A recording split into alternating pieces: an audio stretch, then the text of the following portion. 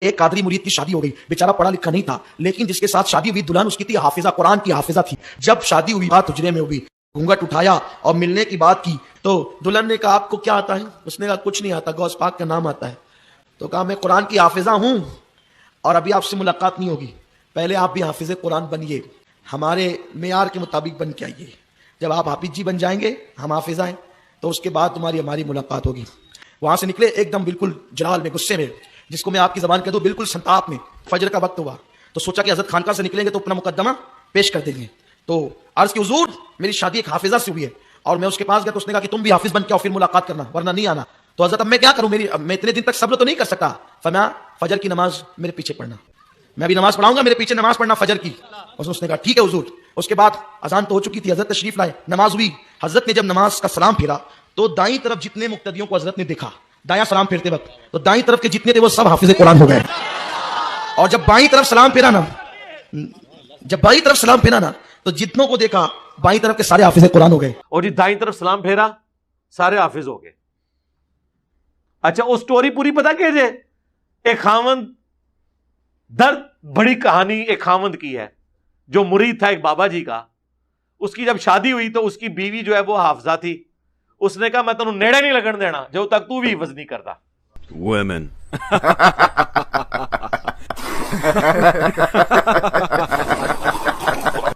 Time قیامت آ گئی. یہ میں کیا وہ گھبرایا ہوا جو ہے نا وہ بابا جی کے پاس پہنچا. بابا جی بابا جی بابا جی بابا جی بابا جی. وہ جب وہاں پہنچا بابا جی کے پاس, ان کا کوئی نہیں بیٹا کر لیتے ہیں, تو فجر کی نماز میرے ساتھ پڑھی. تو فجر کی نماز جب انہوں نے پڑھی تو کہتے ہیں دائیں طرف سلام پھیرا تو سارے ہی حافظ ہو گئے. یعنی وہ سارے اس قابل ہو گئے کہ اب وہ حفاظ لڑکیوں کے ساتھ شادی کر سکتے تھے. اور بائیں طرف پھیرا تو سارے ناظرہ ہو گئے, وہ ناظرہ کے ساتھ شادی کر سکتے. یہ مولویوں کی ساری سٹوریاں عورتوں سے شادیوں سے شروع ہو کے اس کے اوپر ہی ختم ہوتی ہیں. یہ کرامتی وچ بھی ہے پیچھے ویاہ وڑیا سی کہ وہ ایک شادی ایسی عورت کے ساتھ ہوگی جو حافظ قرآن تھی, اس نے اپنے خامد کو نزدیک نہیں لگنے دیا تو پیر صاحب کے پاس گیا تو انہوں نے سرکار اصحاب صفا اس طریقے سے اگر قرآن سیکھ جاتے تو نبی علیہ السلام ان کے اوپر ایفرٹ پٹ کرتے. مسند احمد میں حدیث ہے کہ جو قیدیوں کے چھوٹنے کا فدیہ رکھا گیا تھا نا, جو نہیں پیسے دے سکتے تھے وہ مسلمانوں کو تعلیم دیں, تو نبی علیہ السلام سلام پھیر کے حافظ بنا دیتے نا. اس طرح علم ٹرانسفر ہوتا ہے. جب ہم یہ کہتے ہیں وہ کہتے ہیں جناب ہمارے بزرگوں کا مذاق اڑاتے ہیں. بھئی بزرگوں کا مذاق تو آپ خود اڑواتے ہیں نا. جب آپ اس قسم کے کلیم کرتے ہیں تو مذاق آپ کے بزرگوں نے خود اڑوایا ہے. ہم نے نہیں انہیں کہا تھا کہ آپ اس قسم کے واقعات اپنے ساتھ منسوب کریں. ہم نے صرف آپ کو تھنک آؤٹ آف باکس کیا کہ ٹھیک ہے یار اگر یہ پاسبل ہے تو ہم کوئی بڑا دعویٰ نہیں کرتے.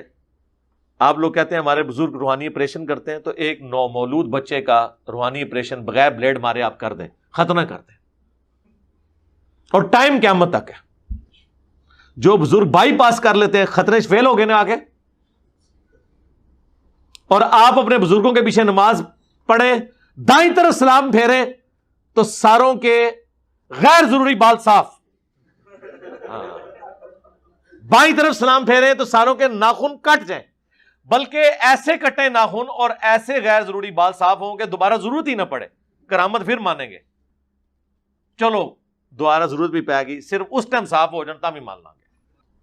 اب یہ جو چیزیں ہم اس لیے کہتے ہیں کہ آپ کو یہ پتا چلے کہ یار اس طرح دنیا کے نظام نہیں چلا کرتے. دنیا بقدر ایفرٹ ہے.